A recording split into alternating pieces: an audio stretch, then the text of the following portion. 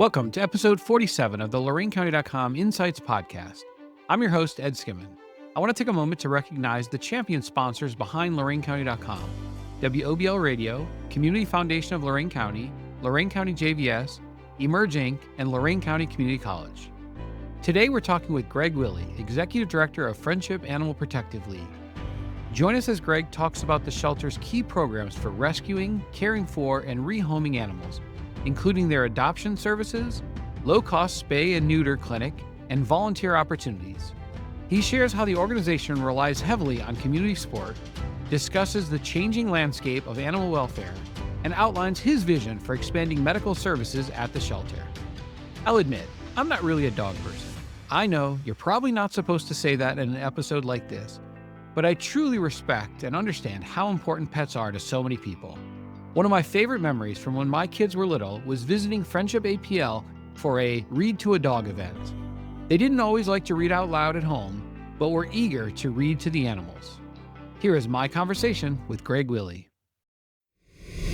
Hi, I'm Greg Willie. I'm with Friendship Animal Protective League. I'm their executive director. I've been with the organization for about 16 years now. Thanks, Greg, for joining us and sharing your insights. Could you provide an overview of Friendship Animal Protective League and your role with the organization? Basically, we break down into three primary categories. We rescue animals. That can come in a variety of different forms. We take care of them, and we look to rehome them at the end of that. When you look at the different programs that we have here at the shelter, our primary program is our adoption program. That's our biggest program that we have. Our shelter will take in somewhere in the neighborhood of 6,000 animals every single year. When I started here, we were taking in about 1,100. So we've really grown over the past few years. So adoption's got to be one of our primary key aspects. Now, of that 6,000, some of our animals are coming in for a variety of reasons. So I'm going to break that out. But in net result, we usually do about 4,000 to 4,500 adoptions per year. We do have a vet clinic that does low cost or no cost spay and neuter for the public. We've been in a downturn because we had an unfortunate incident with our last veterinarian who unfortunately passed away before time and just left a very large hole in our lives here at the shelter. But starting this summer, we're going to have a new veterinarian coming in, getting that program back up and running. And that involves everything from, like I said, low-cost spay and neuter to vaccine clinics to also doing trap, neuter, and return throughout our community and hopefully getting that program up and running again. So that will account for 1,000 more animals that we see in every single year. Some of our animals are returned to owner for one reason or another. We actually do not feel like they're adoptable here. We can't do it. And unfortunately, due to the nature of some of the things that we do here, some of the animals, unfortunately, we do end up having to put to sleep for one reason or another. That kind of is in total what we do. But next programs that we have that are really great are volunteer program. Volunteer program, we have about 120 active volunteers giving about 28,000 hours a year of volunteer service. It's equivalent of 14 additional staff. Our volunteer program is really easy to get involved with. We do allow children to volunteer with us at the age of 10, so long as they're accompanied by a parent. Ages 16 and older can volunteer on their own, and then, of course, 18 and above can volunteer in a variety of capacities at our shelter.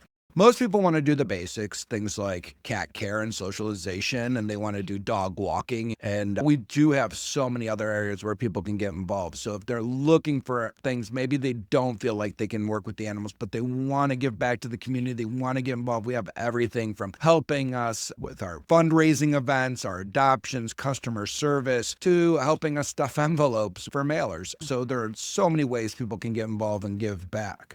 The program that everybody mostly associates, I think, with Friendship Animal Protective League is our Humane program. We have 3 active Humane officers covering the entirety of Lorain County. They go on over 600 calls a year investigating acts of cruelty. They seize animals from neglect and bring them to our shelter. They are a prosecution wing. These guys are court appointed. They work alongside law enforcement to execute warrants, go in and search premises, remove animals from some of the most awful situations you can imagine.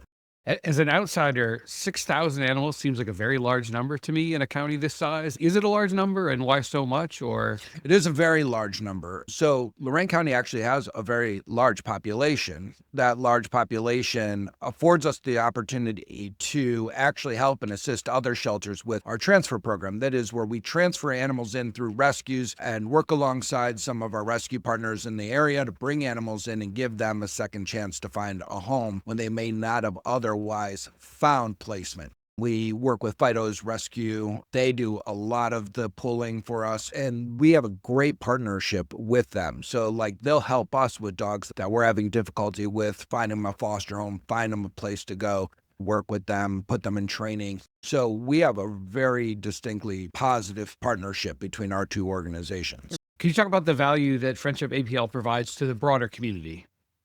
I think it's a place where it brings animals and people together, which is really, at the end of the day, what it's all about. Whether it be through education, our ability to help people when they're in need or in distress. We have our pet food pantry, which helps people that are maybe struggling right now, be in a position to come and get food rather than having to surrender their pet. We offer dog training, low-cost services, volunteer opportunities. Everybody thinks of us as just an animal organization. That's what we're about. But to be quite honest, we're a human organization, and we couldn't do this without the people in our lives. And people often say, we get a lot of volunteers, and even some of my staff that will say, I like animals more than I like people. And though I understand that, and we see some really awful people, some really awful things happen to animals, and sometimes their families, and sometimes the community, and we're seeing the animal side of this. I'll tell you what, though, for every bad person out there, we get to see 100 good people come together, whether it be our veterinary partners, whether it be our volunteers, my staff, the donors who support us, the adopters who come in every morning. You guys had to wade through a line as you guys are coming in here this morning of people that were coming in to adopt animals. And that's what makes it possible. And that's what keeps a smile on my face. That's what's kept me going in animal welfare for 25 years, is because for every bad person, there's just so many great people that are willing to give so much and make so many sacrifices to make this a part of their life and to make the world a little bit better. What's something people don't normally know about Friendship APL that you'd want them to know? The thing that I really want them to know is we are not government funded in any way. We receive no tax dollars. We receive no support from a single cent from our local municipalities. We are supported strictly on our program services. That means our adoptions. That means our low-cost spay and neuter clinics. But mostly it's on donations and grants and our business partners who make donations to us. We are not a county organization supported by the county. So we need donations. Every donation we make goes so far here. We've grown, and I know over the last 15, 16 years, but we came from a place where we had 5 staff, barely getting by, helping just over 1,000 animals a year. And we have grown so substantially over that 15 years through the investment of the community. We are as strong as the community that supports us. And I will tell you, Lorain County has been so supportive of our organization. And I hope we've returned that investment as best we possibly can, because we are saving more lives. And I know this county is capable of it. And I know this county cares enough to not only support us and our Lorain County dog warden and a handful of really great rescues out there. We have the ability to actually bring in animals from outside our county and support them as well. So I think that shows just how vibrant the animal welfare community is within Lorain County and how much people in Lorain County care about animals, which I'm super proud of. What's changed in animal welfare in the time you've been here?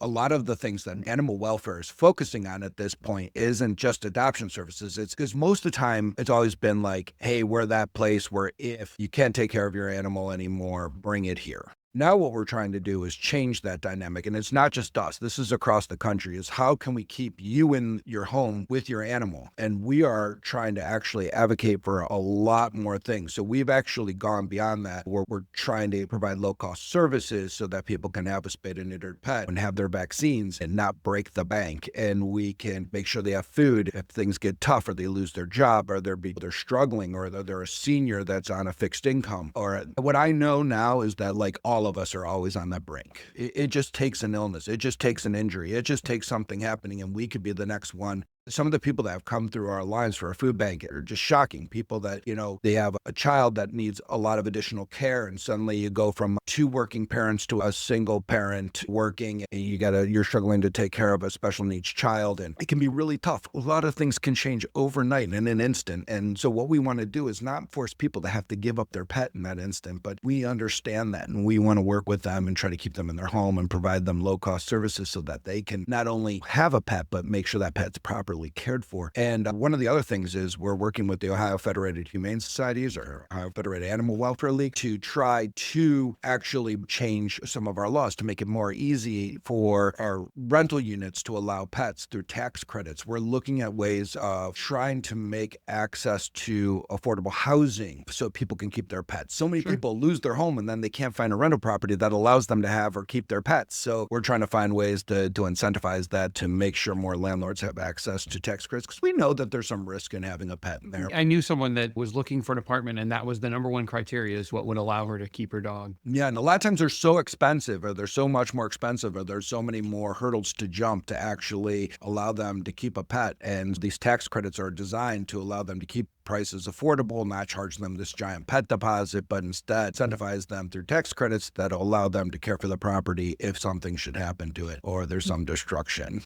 How do you define success at Friendship APL? What metrics and outcomes are most important to you? Everybody's going to focus on the same thing. It's how many animals walk out of our shelter on all 4 feet. Sometimes 3 feet, unfortunately, due to accidents. And we are measured against that. And I think we are extraordinarily successful at what we do, given the circumstances in which so many of our animals come in so sick and injured. They're kittens that are pulled out of wood piles and found with runny eyes. And my fosters out there that take care of these kittens and rehabilitate them and bring them back to life and give them a fighting chance are just some of the most incredible people you'll ever meet. It takes true dedication to bring some of these animals back from the brink. And most of our animals, if we lose them, are lost at places like Animal Clinic Northview, whose veterinarians over there are fighting tooth and nail to save these animals' lives as well. And sometimes, despite our best efforts, we cannot save them. We cannot bring them back from the edge, but we bring back so many, and so many I would never even thought had a chance. And boom, they're doing well. And we're actually recognized by Best Friends as a shelter that is dedicated to trying to find and save as many lives as we possibly can. What do you see as the biggest animal welfare related challenges specific to Lorain County? We want to do everything for everybody. And so a lot of times it just comes down to how we can only do as much as the funding allows. And my staff and my volunteers, they will tell you, spread themselves so thin, trying to do as much as they possibly can to make this community better. And we're always trying to push the envelope to see what we can do. We know that if we offer a low-cost or no-cost spay and neuter program, how not everybody's going to have access to transportation. And Lorain County, for example, has a very big transportation issue. So we're talking about things like Uber services, basically pet Uber services, so that with volunteers and staff that can go up and pick up animals from people that may have transportation issues to bring the animal to get spayed and neutered and fixed and then return it at the end of the evening. So we're trying to figure out ways of actually trying to create more things, because this has other consequences as well, which include things like if you're having trouble heating your home during a cold snap, you lose your heat, and we create warming stations. And Ubers and Lyfts will oftentimes give rides to people, but they may not take their pets along with them. So people will not leave their pets in the freezing cold homes. We're trying to figure out different ways to accommodate that.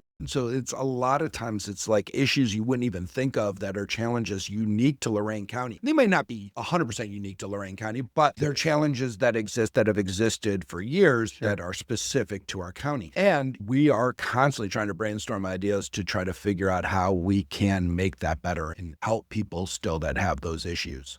You mentioned that you're not funded by tax dollars. What is funding, or how do you get your funding? Donations. It is honestly donations. People that make donations consider leaving us in their estate plans. Even a small portion can make a huge impact on animals. So if they care about animals, this is just a really great place to make that donation. We are a safe investment at this point. I know for anybody that had dealt with us 15, 16 years ago, this wouldn't have looked like a safe investment for the future, but it is now, and we are stable and we are growing and we're stronger. We went from a staff of 5 or 6 to a staff 24 and a vet coming on board again very soon. And we're able to do so much with the resources that are given. And you can come and take a look and see how far we're going and what we're doing with that money and how that money is being utilized. We are very transparent about how we operate and work. So I want this community to know that when you make that investment, we will save more lives. And we do every single day. Let's switch over and talk a little bit about you. What's your background and what led you to this role? So I am allergic to animals. A long time ago, I graduated from college and I did an internship, and my degree was in marketing and advertising. And I thought I was going to make a huge amount of money in marketing and advertising. I was going to be a madman. But right after I finished my internship, September 11th happened, and the marketing advertising market just completely and utterly collapsed. And I was left struggling to find a job. Applying everywhere, and here, lo and behold, there's this job on Willey Avenue, which my last name is Willey. So I was like, all right, I'll apply for that job. It was the job I thought I was least qualified for. And of all the hundreds of applications I sent out, that was the one that called me back. My then boss did not want to hire me. He had somebody else in mind, but the job paid so little, that person turned it down. And I didn't have a job because I had to quit my job to do my internship. So I took it, and it was the volunteer coordinator for the Cuyahoga County Dog Warden. They had no volunteers at the time. I think they may have had 2 active volunteers, but I don't ever remember seeing them. And the place just felt like a mess. They had policies in place, like 30-day policy. A dog could stay for 30 days, and if it didn't find a home, it would be put to sleep. And over the next few years, I worked with people like Dick Goddard to transform animal welfare. And there's been amazing people in my lives and amazing people that I learned from. And we have some of the most incredible advocates and animal welfare people in Northeast Ohio. So I was learning from Timmy Sullivan. I was learning from Sharon Harvey. I was learning from all these amazing resources that took time to show me how we could do things better, how we can make a difference, how we can make changes, little changes, incremental changes, baby steps. A few years later, the advertising market came back, and I was going to get offered a job so depressing, marketing for Invisible Fence, and it was going to pay 3 times as much as I was making. And I was just like, I'm good at what I do. I love what I do. And by the time I had left Cuyahoga County, we went from those 2 volunteers I never saw to over 100 active volunteers, donating over 15,000 hours of volunteer service, and in a union environment, no less, with volunteers to build a program that big is pretty incredible. We had 100% live release rate for adoptable animals, and that was up from, 50% when I started. We were able to really make a huge difference. And like I said, I've just gotten the opportunity to work around some of the most incredible people, and I've been blessed in that. People that just really care and are compassionate and fight every day to make their world just a little bit better. In the time you've been with Friendship APL, what are you most proud of accomplishing? There were times when I first took this job, it was really hard. A lot of the board didn't believe in the success of this place. A lot of them actually resigned shortly after I started because they thought that they were going to be financially or fiduciary accountable for the place if it failed, and didn't want to stick around for that. So you kind of had to foist it up on your shoulders. And I said, I'll just carry this thing. I'm going to carry it through to the finish line and carry it along. And it was in rough shape. And now I look around and I see this place, and I'll tell you what I'm most proud of. I'm most proud of the people I work with and the people that we've invested in and the people that have stuck by us over the years. And the volunteers, we have a volunteer coming up on her 20-year anniversary as a volunteer with us, Jenny Green. She's incredible. And I could not do this without the people. So the people I've surrounded myself with, our Humane department, my medical team, the people doing our adoptions, our intakes that clean every single day and take care of these animals every single day, my marketing people, my development people, all of them. Like, the animals come and go. Always. It's the people that stay. It is truly a compassionate place that's full of people. Even when we have our differences or even when we fight, it's over passion because you want to do a little bit more. You want to save a life. You want to give something a little longer or a better chance. And I understand that. Going forward, what are your goals? What would you still like to accomplish here? Grow our medical program. There's a lot of need in our community, and we have some of the best vets in the community, but the cost is prohibitive. And I understand what they charge. The cost of everything is going up and up, and they have to get it based on their services directly, where I can supplement mine with grants and donations. So I can offer the people I want to try to protect, the people that are falling through the cracks and their animals. They're people that truly care about their animals and love their animals and would get them the care they needed if they could. And the unfortunate thing is a lot of people are tapped on care credit. It's easy. Like, you get $2,000 in care credit or a $5,000 surgery, that's not helping you. You're still $3,000 short. And we want to help those people. And to do that, we're going to have to grow. Right now, I can do spays and neuters. I can do this. But if I want to be able to provide someone who has a dog with a broken leg or has swallowed a corn cob on Thanksgiving, and instead of having to make a decision for euthanasia or having to make a decision because they can't afford anything else, I'd like to be able to provide that service in the long run. That's my long-term goal, is to be able to supplement just for the people that go to Northview first or go to Lorraine Animal Clinic first, and for whatever reason they're denied service, and because they can't afford it, and then they get referred over to us. So it's a referral service and say, hey, these people need help. We're not there yet. My hope is in 3 to 5 years, we're going to be in a place where we can actually do that. We would need to grow. That's going to take a big investment by the community or a couple individuals, and to really be able to expand to that level. But I know there are so many people out there that need that and want that. It would truly save lives. Outside of work, what are your hobbies and interests, and how do they help recharge you? Oh, gardening. Weirdly enough, I plant flowers. I just love quiet. So you work in a very loud environment for 25 years with dogs barking and basically an echo chamber that almost an airplane hangar. People talking at you, talking to you, yelling at you all the time. You just want to go and do something nice and quiet. So I love my trivia night with my girlfriend. I love gardening in the yard. I love being in the dirt and just doing things that are relaxing. I love reading. Those are the things I want to do. The most quiet, mundane things you can think of. Yeah, those are definitely my hobbies. Finally, where can people get more information about Friendship APL and connect with you? The easiest way actually is Facebook. I actually think that's the easiest way to stay up to date on everything that's happening, the animals that are becoming available. Shelby Dowdell, my comms person, she does a really great job of just constantly updating our Facebook. Friendship Animal Protective League on Facebook is the easiest way, but if you want to see all the different things that we have going on, you can go to friendshipapl.org. That's a good place to go and make a donation, see some of the other services we provide, how to volunteer, how to get involved. If you want to look up all those, that's at friendshipapl.org.